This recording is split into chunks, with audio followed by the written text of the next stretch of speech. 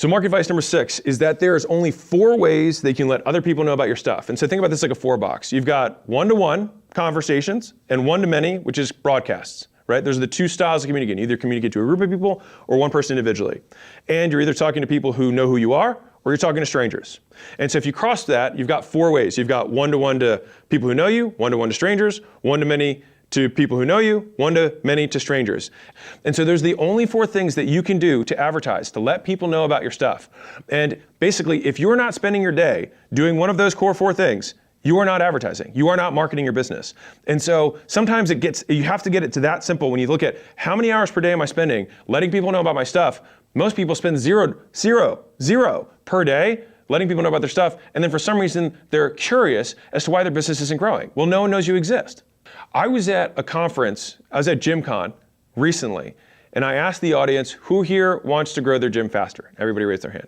And I said, okay. And these are all small businesses. So most of the guys here are doing, I would say, $500,000 a year to $3 million a year. So these aren't massive businesses. These are normal, 1 location, 3 location, 5 location owner-operators of service-based, training businesses. And I said, okay, who here is spending the first 4 hours of their day promoting their business? Either doing cold outreach, making content, or running ads. Who is spending the first 4 hours every day on that? Literally, no one in the audience had their hand raised. And I was like, this is why you're small. Like, this is it. Like, it was mind-blowing to me that that was what it was. And so if you're making less than, call it $1 million, maybe $3 million a year, like all of your effort, the first 4 hours of your day, which if you have to wake up early, awesome. If you have to stay up late to do it, awesome. I don't care. But you need 4 hours that you're dedicating because you gotta do the job of promoting and then you gotta run your business. So I'll give you my quick back of napkin scaling framework for this. So when you're at 0 to 6 figures, you sell 1 product to 1 avatar on 1 channel. That's it. No shiny object, no multiple channels, no trying to scale yourself out of it. You're just selling 1 product to 1 avatar on 1 channel.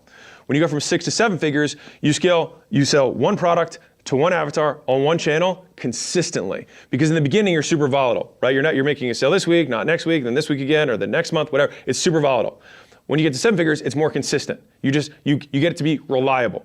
So when you go from 7 figures to 8 figures, you go 1 avatar, 1 channel, 2 products. That means you have an upsell, you sell something else, and then you do that consistently, right? That's what gets you to 8 figures. That's what gets you to 10 million bucks a year. And if you want to go to, multiple 8 figures, then you start going 2 channels, 1 avatar, 2 products consistently. And so over time, this is how I've just seen this pattern. Now, can you find somebody who disobeys this pattern? Sure, AG1 has 1 product, 1 avatar, a zillion channels, right? So yes, there are ways to break this rule. But when I look at, by and large, the vast majority of businesses, they follow this structure and they mess up along the way until they follow the next step. Say what only you can say, show what only you can show. And this is one of the other isms that I have internal to my business. And so if you're the only triple black belt in Ohio for Muay Thai, then say that you're the only triple black belt in Ohio for Muay Thai, right? This is talking about the things that you have done rather than telling people what to do. It's how I versus how to. And so my concept for making amazing ads and making amazing content is 2 steps.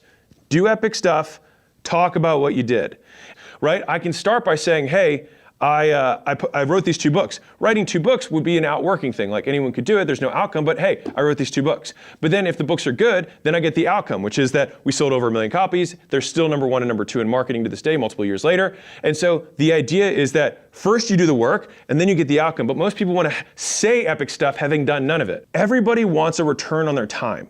All right? And I remember hearing this first concept from Eric, who's a YouTuber. And he said, dude, I made this thing where I went on 100 dates in, basically I did an entire season of The Bachelor, but I did it in 16 minutes. He's like, what a steal. And he said that to me and I was like, man, such an interesting concept. Like he just took something that was really long and made it really short and he crammed it in there. So value per second was super high. And I'll just give you this one, is that it's not about seconds of value, it's value per second. That's what matters. Like, everybody has access to infinite information. So you just saying I'm going to give you more stuff is not helpful. What you want to do is curate it and pack it and distill it and crystallize all the value in as tight a package as humanly possible so that their value per second skyrockets.